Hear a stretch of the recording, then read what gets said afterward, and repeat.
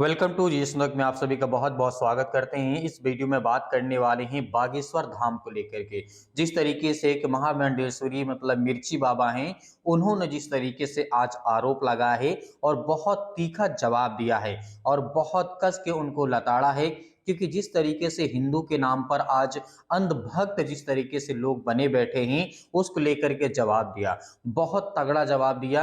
आप इस वीडियो को जब देखेंगे, हिंदू बाबा ने ही अपने ही हिंदू भाइयों के साथ इस तरीके का व्यवहार करते हैं, क्योंकि इन्होंने सत्य बोला है। क्योंकि यदि आप सत्य नहीं बोलते तो इस पहले वीडियो को आप देखिए, उसके बाद मैं आपको समझाता हूं कि आखिर ऐसा ये बाबा क्यों कह रहा है। जय गौ माता।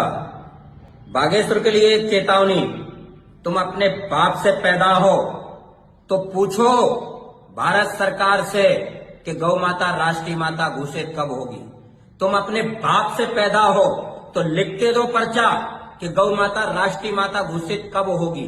और तुम अपने बाप से पैदा हो बागेश्वर वाले, और तेरे पास सच में बालाजी की क्रिया है, तो भारत से गौ बीख बंद करवाओ।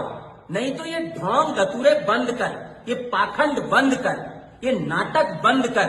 ठटरीके भरे बावरे उल्लू, क्यों जनता को उल्लू बनाने में लगा है?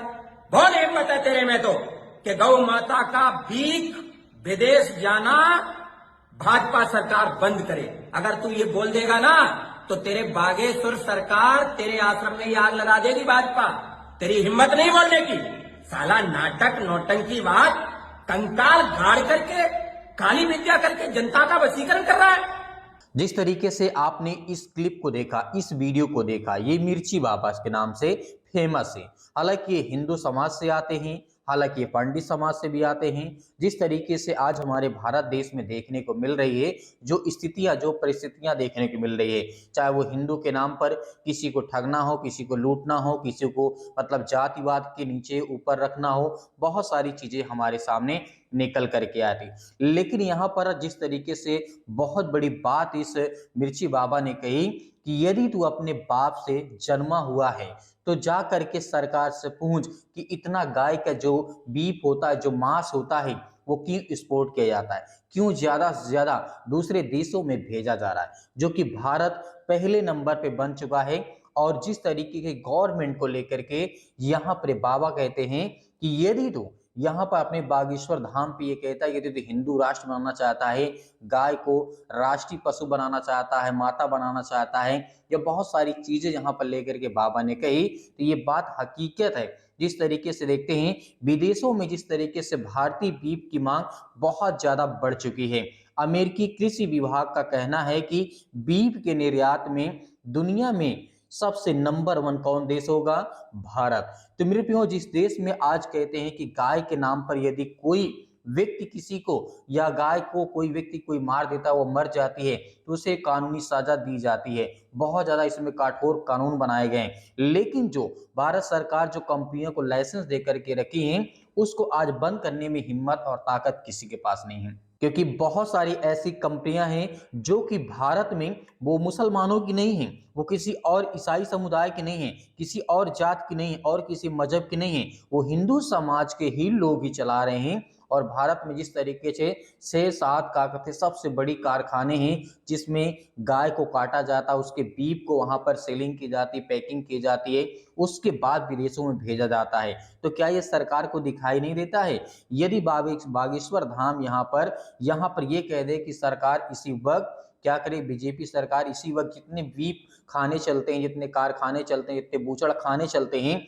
उनको बंद कर दिया जाए, तो वाकई में बागेश्वर बाबा जो हैं उनको रोड पे आने से कोई नहीं रोक सकता है। उनका ताम झाम सब कुछ उठ खड़ा करके सब बाहर बीजेपी सरकार भेज देगी, क्योंकि इसमें बहुत ज्यादा फायदा होता है गवर्नमेंट सरकार को, और जो कि राज्य सरकारें हैं उनको काफी ज्यादा हद तक फायदा होता है। लेकिन जिस तरीके का चैलेंज बाबा को आज मिला है, जो धीरेन्द्र शास्त्री कहता है कि हम हिंदू राष्ट्र बनाएंगे, गाय हमारी माता है, हम अपने देश को क्या कहते हैं बनाएंगे, जिसको इस देश में रहना है तो रहे, नहीं वरना पासपोर्ट वीजा बना ले और वो अपनी तैयारी कर ले, जिसको जाना है और जहां जा सकता है। तो जिस तरीके की ये बाबा, जिस तरीके से पाखंडी बाबा हैं, ऐसे बाबा निकल करके सामने आ, हालांकि मिर्ची बाबा ने बहुत सही बात कही है और वो हकीकत बोला है कि ऐसी घटनाएं यदि तुम दिखा रहे हो कि हम सच्चे धर्म में हैं, मानने वाले, पालने वाले हैं या पालन करने वाले हैं, तो आपको वहां पर इस बात को उठाना चाहिए, सरकार से कहना चाहिए कि आप इन सब चीजों को करें या फिर उनको रोकें।